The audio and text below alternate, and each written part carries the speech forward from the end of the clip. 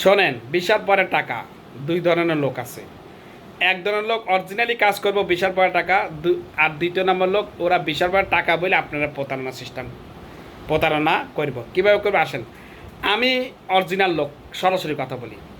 আমি দুবাইতে ভিসার পর টাকা নিতে পারি, কারণ ওখানে সিস্টেম আমার এরকম।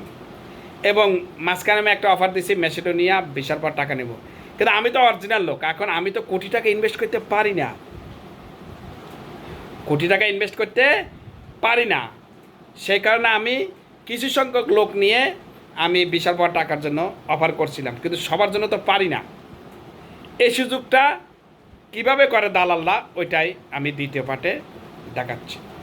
এবার আসেন, যারা অরিজিনাল লোক তারা কি করে, একটা দুইটা ফাইল নিয়ে ভিসার পরে করে, কারণ এখানে তো টাকা ইনভেস্ট করতে হয়, বিশেষ করে ইউরোপের ক্ষেত্রে, সৌদি, অন্যান্য ক্ষেত্রেও। এবার আসেন দালাল্লা কি করে, বা ট্রাভেল এজেন্সি বা অন্যান্য লোকেরা কি করে, ওরা আপনাকে বলে হ্যাঁ ভিসার পর টাকা সমস্যা নাই, ভিসার পরে টাকা কোনো সমস্যা নাই। তখন কি করে, আপনাকে ফ্যাক একটা ধরেন ওয়ার্ক পারমিট দিব, ফ্যাক একটা ভিসা দিব, ফ্যাক আপনার দিব, টিকিট, সব ফ্যাক, সব ডুপ্লিকেট দেবার পরে তখন আপনাকে বলেন আসেন ভাই আপনার সব বিষয় গেছে, আপনি আসেন টাকা নিয়ে আসেন। তখন আপনি কী করেন, সব কিছু বোঝার পরে আপনার টাকা নিয়ে তাদের অফিসে গেছেন। দেখতে থাকুন তৃতীয় পার্ট।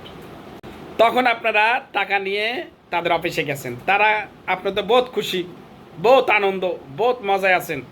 ভাই ইউরোপের বিষয় গেছে, সেনজেনভুক্তকর নন সেনজেন, রোমানিয়া ওই বিষয় গেছে একটা, আপনি তাদের টাকা দিচ্ছেন।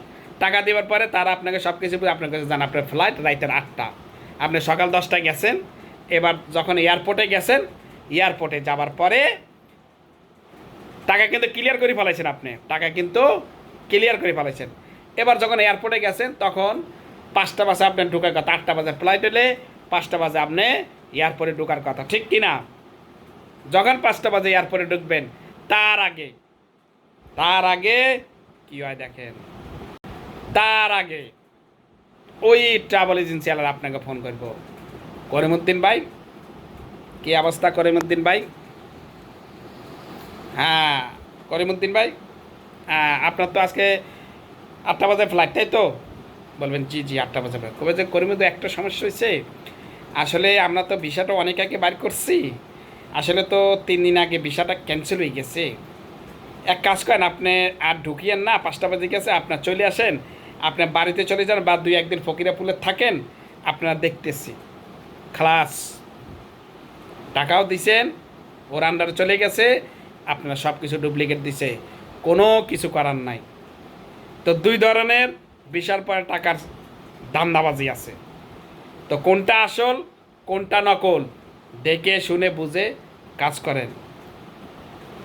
যারা আসল কাজ করবে তারা 2-1টা ফাইলের বেশি নিবে না। যারা ভিসার পরে টাকা বলতেছে, আমিও বলি, কিন্তু আমি খালি শুধু দুবার ক্ষেত্রে মাঝে মাঝে বলি, তাও সব সময় নয়। যখন অফার পাই তখন বলি যে ভিসার পরে টাকা, যখন অফার পাই না তখন বলি না ভিসার পরে টাকা না।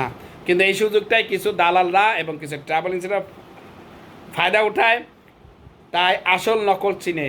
যারা আসল কাজ করবে তারা সব সময় ভিসার পরে টাকা নেবে না, আর যারা নকল কাজ করবে তারা প্রত্যেক সময় কেবল ভিসার পরে টাকা। ওই যে কাহিনি করলাম, এইভাবেই আপনাকে ধোকাতে আপনাদের থেকে লাখ লাখ টাকা আতিয়ে নেয়। তাই সাবধান। আমার নাম হাফিজুর রহমান, আমার এজেন্সির নাম হচ্ছে প্রবাসী travels and tourism, Basurhat company, Noakhali. আমার দুবাইতেও কোম্পানি আছে, বাংলাদেশেও কোম্পানি আছে। ধন্যবাদ।